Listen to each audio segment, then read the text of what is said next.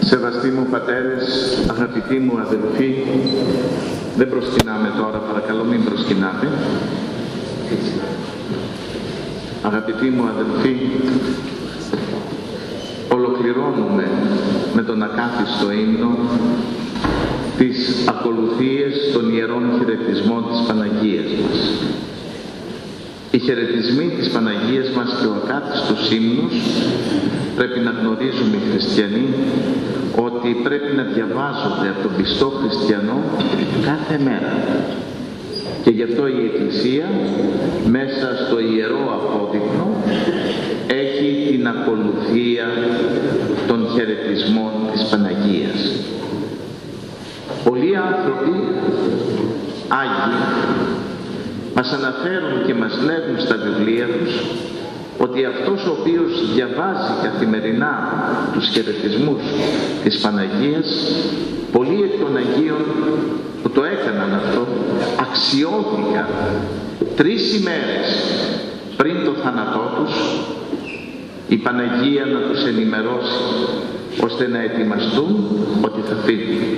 Είναι πολύ μεγάλη σημασία το να λέμε καθημερινά τους χαιρετισμούς μαζί με το απόδειπνο το βράδυ. Φυσικά, στα χέρια μου βλέπετε κρατάω ένα βιβλιαράκι, είναι ο ακάθιστος ύμνος. Είναι ένα βιβλιαράκι το οποίο έχει γράψει το μοναστήρι μας και δίπλα έχει το αρχαίο κείμενο και δίπλα έχει τη μετάφραση. Γιατί η πραγματικότητα είναι ότι διαβάζοντας κανείς δεν κατανοεί σήμερα το τι ακριβώς λέμε. Διαβάσαμε προηγουμένως και είπε «Χαίρε το φως αρήτως γεννήσασα, χαίρε το φως μηδένα διδάξασα». Τι λέει? Δίπλα πέφτει το μάτι και λέει «Χαίρε Παναγία μου, εσύ που γέννησες ανερμήνευτα το φως. Χαίρε εσύ Παναγία μου που σε κανέναν δεν φανέρωσες ποτέ το πώς τον γέννησες». Αυτό σημαίνει χαίρε το φως αρήτως γεννήσασα, χαίρε το φως μηδένα διδάξασα. Και έχει όλους τους χαιρετισμούς μεταφρασμένους ώστε και εσείς και τα παιδιά σας να το κατανοείτε. Υπάρχουν αυτά τα βιβλιαράκια στην έξοδο εκεί που είναι τα πράγματα της Μονής και είναι όμορφο να το έχετε. Μέσα από εδώ λοιπόν θα σας ερμηνεύσω το «Χαίρε κλίμαξ επουράνιε, δις κατέβει ο Θεός, χαίρε γέφυρα μετάκουσα τους εκ γης προς ουρανό».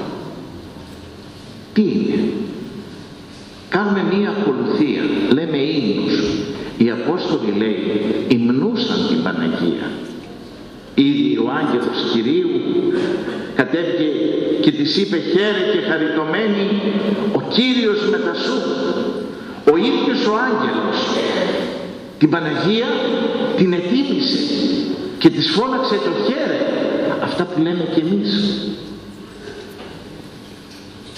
Διαβάζουμε στον Απόστολο Λουκά και λέει ότι για την Παναγία μας από του νυν μακαριούσισε πάσε γενέ, από τώρα θα σε μακαρίζουν, θα σε υμνούν.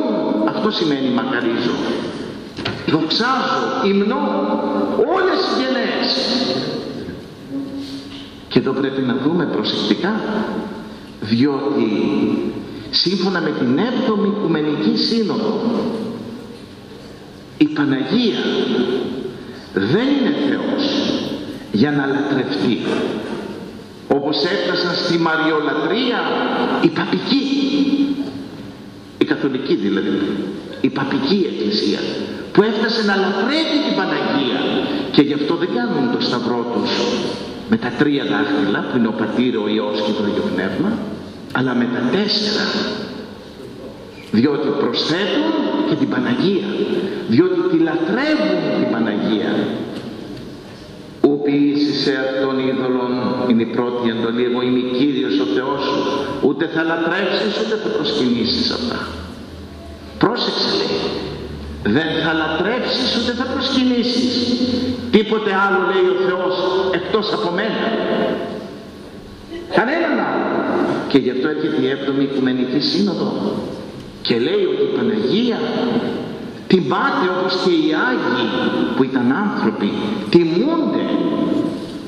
Αποδίδουμε τους χαιρετισμούς, τα χαίρε που είναι τιμή, όπως αποδίδεις χαιρετισμό και στον πρόεδρο της Δημοκρατίας, στον Πρωθυπουργό, αποδίδεις τιμή σε μια μεγάλη κυρία.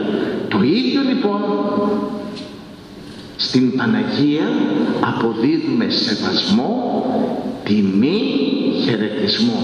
Και γι' αυτό αν πάτε στο Άγιον Όρος που τηρείται με ακρίβεια η Ιερά Παράδοσης, δεν λένε ποτέ περάστε να προσκυνήσετε την Παναγία. Περάστε να χαιρετήσετε την Παναγία. Χαιρετούμε. Η προσκύνηση αποδίδεται πάλι μόνο στο Θεό. Άρα η Παναγία ούτε λατρεύεται ούτε προσκυνάται. Μα δεν είναι προσκύνηση όταν κάνουμε το Σταυρό και φυλάμε την εικόνα? Όχι. Είναι άλλη η λατρευτική προσκύνηση και άλλη η τιμητική προσκύνηση. Όπως μια μάνα μπορεί να έχει εκεί και να είναι η φωτογραφία του παιδιού της στο μνημόσυνο και βλέπεις στα 40 το παίρνει το παιδί της και στο χρόνο παίρνει και φωτογραφία του, την αγκαλιάζει, τη φυλάει, ξαναφυλάει, τη φυλάει. Το χαρτί ή στο νου της έχει το παιδί της? Τι φυλάει, την κορνίζα? Όχι. Αποδίδει λατρεία στο παιδί? Όχι. Αποδίδει την αγάπη της. Αποδίδει το είναι της. Όχι προσκύνηση. Ενώ οι παπικοί έφτασαν στο να προσκυνούν και να λατρεύουν την Παναγία ως Θεό και γι' αυτό έχουν υποπέσει στην αίρεση της Μαριολατρείας.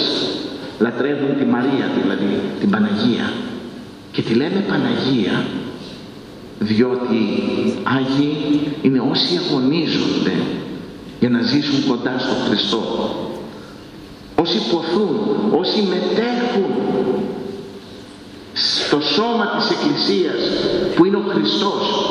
Όταν μετέχω είμαι μέτοχος, και αφού είμαι μέτοχος των Άγιων των Αγίων, μετέχω στον Χριστό, άρα είμαι μέτοχος κι εγώ, άρα είμαι Άγιος. Και γι' αυτό η Αγία Γραφή αποκαλεί τους χριστιανούς Αγίους. Αλλά και εκείνοι που έδωσαν όλο τους το είναι και έγιναν παραδείγματα, τους βάλαμε και τους ζωγραφίσαμε. Όχι για να λατρεύονται, όχι για να προσκυνούνται, αλλά για να τιμούνται και να προσκυνούνται τιμητικώς. Γι' αυτό βλέπουμε, αδελφοί μου, και το εξής. Όταν ο Θεός έδωσε τις 10 εντολές, είπε δεν θα προσκυνήσεις, δεν θα λατρέψεις τίποτα, αλλά μετά ο Ιησούς του να δει, του λέει θα φτιάξεις την Κιβωτό, μια Κιβωτό, ένα κυβότιο, και πάνω στο κυβότιο, του λέει μέσα στο κυβότιο θα βάλεις τις 10 εντολές και θα τους κουβαλάτε. Όπου πηγαίνετε οι Εβραίοι θα τους κουβαλάτε τις 10 εντολές. Επάνω, προσέξτε, τι είπε τώρα ο Θεός? Η πρώτη εντολή λέει εγώ είμαι Κύριος ο Θεός σου, ούκ εσοντέσει και η έτερη πλήν εμού, ου ποιήσεις σε αυτόν ομοίωμα, δεν θα κάνεις κανενός το ομοίωμα, ούτε θα προσκυνήσεις, ούτε τίποτα άλλο θα κάνεις.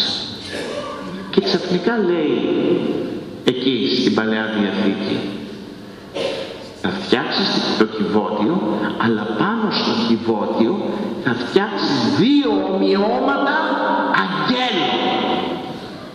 Ομοιώματα αγγέλων? Μα η πρώτη εντολή λέει δεν θα κάνεις κανενός ομοίωμα.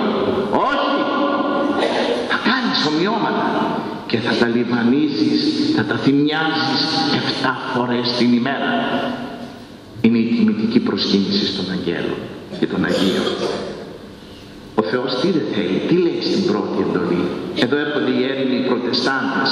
Οι Προτεστάντες τι είναι? Είναι ένα κομμάτι, ένα σχίσμα από την Παπική Εκκλησία, η οποία Παπική Εκκλησία που γέννησε με αιρέσεις, κάποια στιγμή αγανάκτησε ο κόσμος της Ευρώπης Με όσα έλεγε ο Πάπας που έκαιγε τους ανθρώπους, τα γνωρίζετε αυτά εκεί πέρα, που τους πέταγε στην πυρά και τους έκαιγε, ανάκτησαν κάποιοι και το 15ο, 16ο αιώνα έφυγαν από την Παπική Εκκλησία διαμαρτυρώμενοι. Διαμαρτυριόντουσαν. Έσχος και φύγανε. Διαμαρτυρία στα αγγλικά ονομάζεται προτέστα. Εξού και βγήκε προτεστάντες, διαμαρτυρώμενοι. Και αυτοί είναι οι Ευαγγελικοί, είναι οι Πεντηκοστιανοί, είναι οι Ορθοδάδες, είναι όλοι αυτοί οι οποίοι έφτασαν στο άλλο άκρο. Δεν τήρησαν τη μέση και βασιλική οδό που τηρεί η Ορθοδοξία. Έφτασαν στο άλλο άκρο το 15ο, 16ο αιώνα.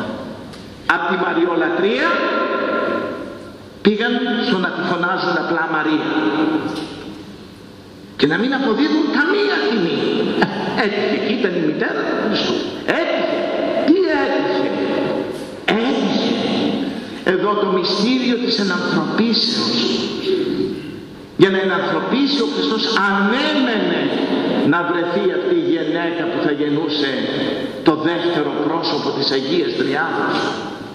Ανέμενε η Αγία Τριάδα πότε θα εμφανιστεί αυτός ο άνθρωπος πάνω στη γη, που θα γίνει δοχείο, που θα έμπαινε μέσα όλη η θεότητα σωματικός. Γι' αυτό ονομάζουμε την Παναγία χέρο δοχείων. Άμα δείτε τους χαιρετισμούς, είναι όλοι μέσα στην Αρχαία Γραφή.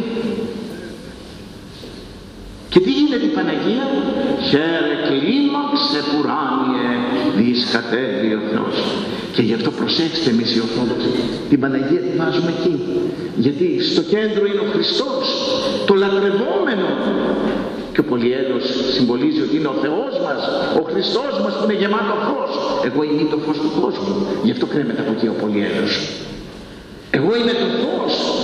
Αλλά πώς έρχεται το φως πάνω στη γη? Ενσαρκώνεται διά της Παναγίας. Γίνεται κλίμακα. Δηλαδή η σκάλα που ενώνει τον ουρανό με τη γη. Και τη γη με τον ουρανό. Και εμείς μέσω αυτής ανεβαίνουμε. Και γι' αυτό, αδέρφια μου, οι προτεστάντες φτάσαν στο άλλο άκρο και την πετάξαν την Παναγία. Αντί εκεί που έλεγε χαίρε και χαριτωμένη ο Κύριος μετά σου και απ' τον ήλθα με μακαρίζους η πάση έγινε, έφτασαν να τη λένε υποτιμητικά απλά Μαρία, λέτε και είναι η γειτόνισά τους που πίνουν κάθε μέρα καφέ. Αυτό είναι υποτίμηση. Τιμούμε τις κυρίες των πρωθυπουργών, τιμούμε τις κυρίες των προέδρων της Δημοκρατίας και βλέπετε και στην τηλεόραση ότι όταν πάνε οι υπουργοί φουλάνε και το χέρι της κυρίας πρωθυπουργίνας ή της κυρίας εφοπλιστίνας, φιλούν το χέρι, κάνουν οι κυρίες έτσι. Γιατί αποδίδουν σεβασμό και καλά κάνουν. Και καλά κάνουν. Είναι ο σεβασμός προς το πρόσωπό τους. Αλλά δεν θα τιμήσω τη γυναίκα αυτή που ο άγγελος Κυρίου, τη μοναδική γυναίκα που περίμενε η Αγία Τριάδα για να ενσαρκωθεί το δεύτερο πρόσωπο και έγινε η αιτία για να κατέβει κάτω ο Θεός και να κάνει εμάς να μας ανεβάσει χαίρε γέφυρα η μετάγουσα τους εκγείς τώρα προς ουρανό, για να κάνει εμάς ξανά μετόχους του παραδείσου, για να μπούμε στον παράδεισο. Εάν δεν υπήρχε αυτή η γυναίκα, δεν θα ήμασταν εμείς σήμερα μέσα στον παράδεισο. Και είναι και η μεσήτρια, εκείνη που μεσητεύει. Θα σου πει ο προτεστάντης, ο βαπτιστής, ο αιρετικός, θα σου πει αμέσως ο Ευαγγελιστής, μεσητεύει. Δεν διαβάσατε στην Αγία Γραφή ότι εις μεσίτης μεταξύ Θεού και ανθρώπων, άνθρωπος Ιησούς Χριστός, ότι ένας είναι ο μεσίτης μεταξύ Θεού και ανθρώπων, ο Ιησούς Χριστός, ναι, μεταξύ Θεού Πατρός και ανθρώπων. Λέει η πίστη μας είναι ένας ο Μεσίτης, ο Χριστός.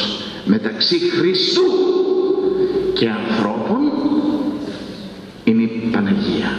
Και όλοι οι Άγιοι.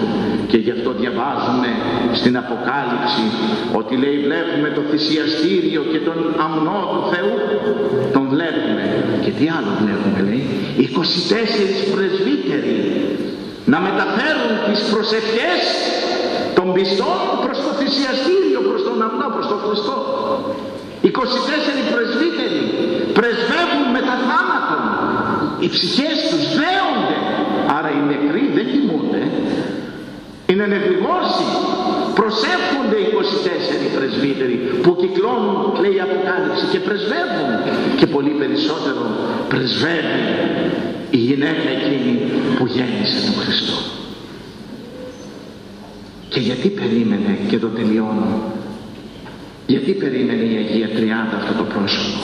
Διότι ήταν το πρόσωπο που είχε τη μεγαλύτερα ταπείνωση.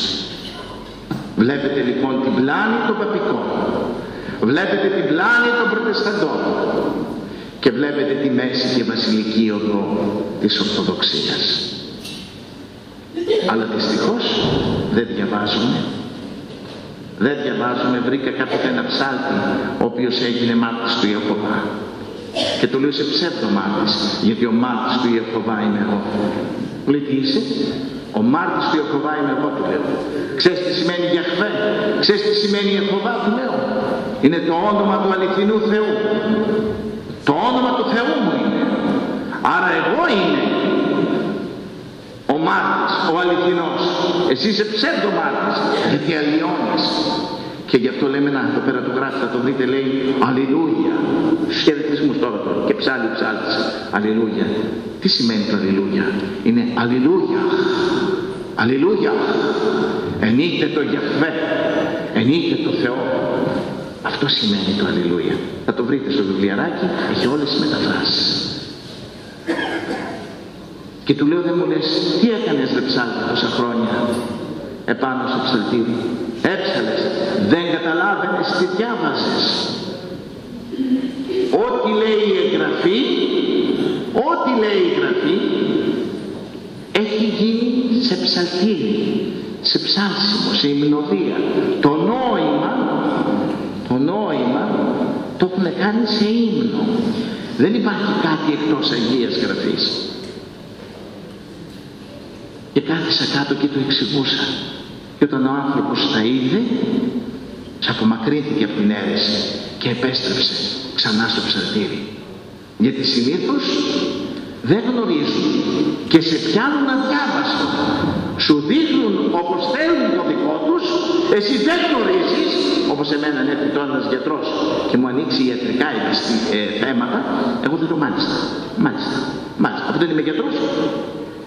Δεν μπορώ να του απαντήσω αν αυτό που μου λέει είναι σωστό ή λάθος, αυτό δεν ξέρω ιατρική. Έτσι κι εσείς, επειδή δεν έχετε διαβάσει θεολογία, δεν ξέρετε ποια είναι η πίστη και πού βασίζεται, εύκολα έρχεται ο προτεστάντης ή ο αιρετικός οποιοσδήποτε και σου λέει, το είδες αυτό, ου ποιήσεις σε αυτόν είδωλο? Να το είδωλο. Θα σου πει, τι είναι εκείνο εκεί που προσκυνάται? Αν δεν ξέρεις λοιπόν ότι είναι μια απλή φωτογραφία, όπως έχεις τη φωτογραφία εις μνήμη του παιδιού σου, του παππού σου, της μάνας σου μες στο σπίτι, τον οποίο τον έχεις τη φωτογραφία του γιατί τον τιμάς. Κάποιον που δεν θες να τον τιμήσεις, το πετάς τη φωτογραφία του. Έχω τη φωτογραφία των φίλων μου, τη φωτογραφία βγάζουν του κόσμου τις φωτογραφίες. Δεν θα έχω τη φωτογραφία της γυναίκας εκείνης που έγινε η αιτία να έρθει το δεύτερο πρόσωπο κάτω στη γη για να σωθώ εγώ.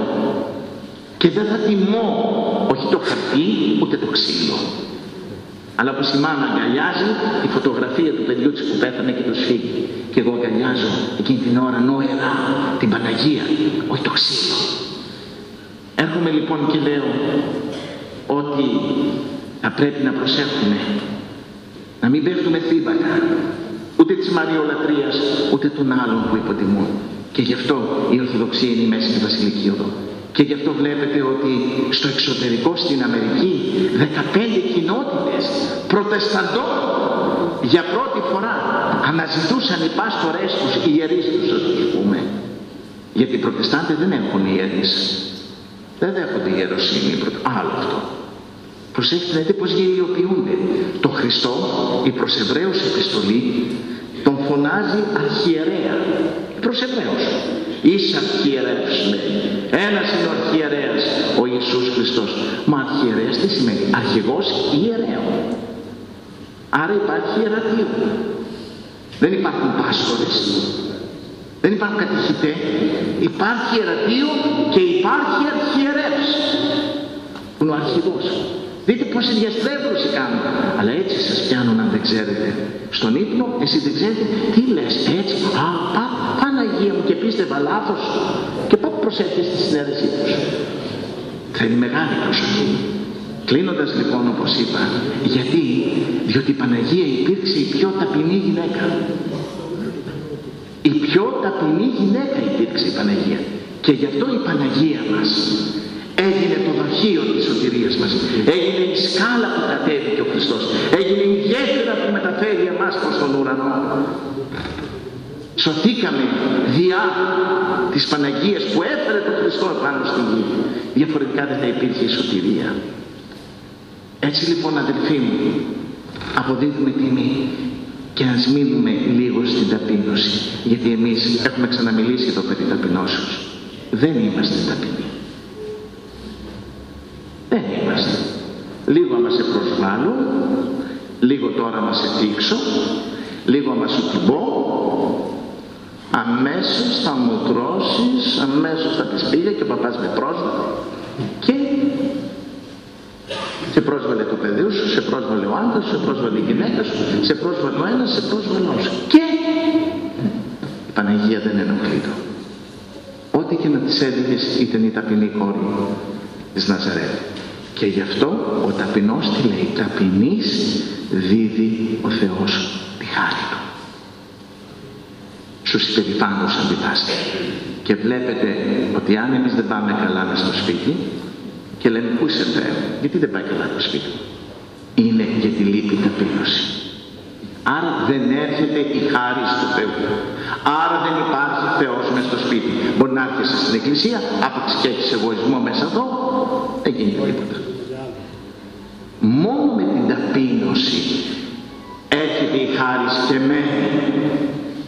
Και γι' αυτό η Παναγία αξιώθηκε, διότι ήταν η πλέον ταπεινή γυναίκα που υπήρξε πάνω στη γη. Και εμάς τι κάνει ο Θεός για να μας ταπεινώσει? Μας δίνει πολλά. Μαζί τους άλλους να μας βρίζουν, τους άλλους να μας συκοφαντούν, τους άλλους να μας κατηγορούν. Δικαίως ή αδίκως. Όταν είναι αδίκως είναι συκοφαντία. Πάλι ταπεινώνεσαι. Όταν λέει αλήθεια και σε κατηγορεί, πάλι δέξου το και ταπεινώσου. Διότι επέτρεψε ο Θεός να αποκαλυφθεί η ανομία σου και το αμάρτημά σου. Και πες Θεέ μου, σε ευχαριστώ που μου οδηγείς στην ταπείνωση. Αλλά πού να δεχτούμε εμείς το λάθος, να δεχτούμε? Γίνεται, προσπαθούμε να αποδείξουμε ότι έχουμε, γιατί μας ενδιαφέρει να έχουμε ωραία εικόνα προς τα έξω, προς τον κόσμο. Θέλουμε ωραία εικόνα. Δεν θέλουμε ο άλλος να δει κακά λόγια για μας. Θέλουμε να λέει ωραία λόγια. Έτσι και γι' αυτό και οι άντρες και οι γυναίκες βγαίνουν και χτενισμένοι, το έχω ξαναπεί. Φοράμε ωραία ρούχα. Δεν βγαίνουμε αχτένιστοι έξω, γιατί αν βγεις αχτένιστος, θα πει όλος πού πάει αυτή η γύφτισσα, πού πάει αυτός ο γύφτος.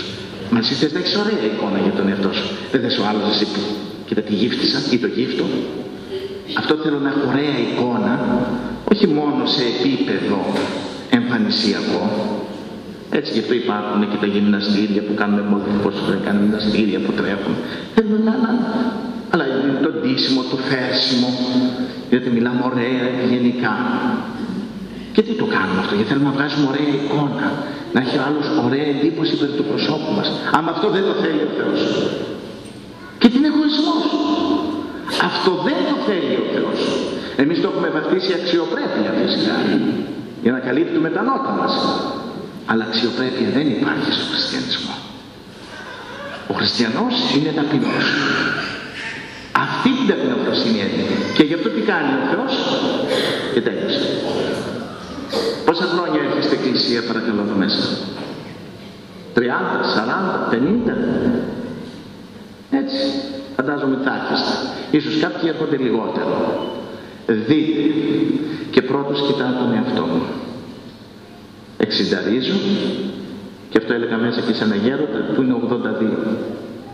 Του έλεγα, γέροντα, 60 χρόνια ζωής κι όμως είμαι τα ίδια σκά καθαρσίες. Το ίδιο πράγμα, τα ίδια μαθήματα. Από παιδί στην εκκλησία προσπαθώ και όλο πέφτω και όλο τα ίδια εξομολογούμε. Πάω στον εξομολόγο μου και τα ίδια. Γιατί επιτρέπει ο Θεός, λέει, να κάνουμε, ο Άγιος Νικόδημος το λέει, γιατί επιτρέπει να κάνουμε τα ίδια και τα ίδια και τα ίδια? Για να καταλάβουμε ότι είμαστε ένα τίποτα. Και δεν το έχουμε καταλάβει και γι' αυτό δεν μπορώ να κάνω τίποτα. Δεν μπορώ. Και γι' αυτό εκεί λέει, όταν το κατανοήσεις, θα σηκώσεις τα χέρια σου ψηλά στον ουρανό και θα πεις, Κύριε, ελέησέ με, εγώ δεν μπορώ. Και αυτό το είπα, γέροντα, κόλαση θα πάω. Δεν έχω κάνει τίποτα στα 60 χρόνια. Τα ίδια και τα ίδια από παιδί του λέω. Ελπίζω στο έλεος και στην αγάπη του Θεού να με σώσει. Και γι' αυτό φωνάζω, Κύριε ελέησό με. Κύριε, εσύ είσαι ο σωτήρας μου. Εσύ είσαι ο σωτήρας μου. Και Παναγία μου, μη με ξεχνάς εκεί που προσεύχεσαι με τους 24 πρεσβύτερους, να δέεσαι εκεί υπέρ μου. Έτσι μας κρατάει ο Χριστός. Αν νομίζω ότι κάτι έχω καταφέρει και ότι κάτι έχω κάνει, τότε, αδελφοί μου, έχω εγωισμό μέσα μου. Και ποτέ δεν θα διάλεγε εμένα ο Χριστός. Γι' αυτό διάλεξε την Παναγία, την πλέον ταπεινή γυναίκα. Αυτά τα λίγα λόγια είχα να σας πω, αδελφοί μου. Θα σας ξαναδώ, Θεού θέλοντος, την Κυριακή. Θα είμαστε εδώ και πάλι. Θα είμαστε εδώ και πάλι. Την Κυριακή θα λειτουργήσουμε με τους πατέρες. Αύριο Σαββάτο θα έρθουν και οι πατέρες, θα είναι εδώ το πρωί. Και οι πατέρες αύριο και την Κυριακή. Και μετά την Κυριακή το μεσημέρι θα αναχωρήσουμε από τον Ιερό Ναό. Ο Θεός να σας ευλογεί, καλή Ανάσταση. Η Παναγία μας ας δέεται και ας προσεύχεται για τη σωτηρία όλων μας και ας μας δίδει ταπείνωση. Αμήν.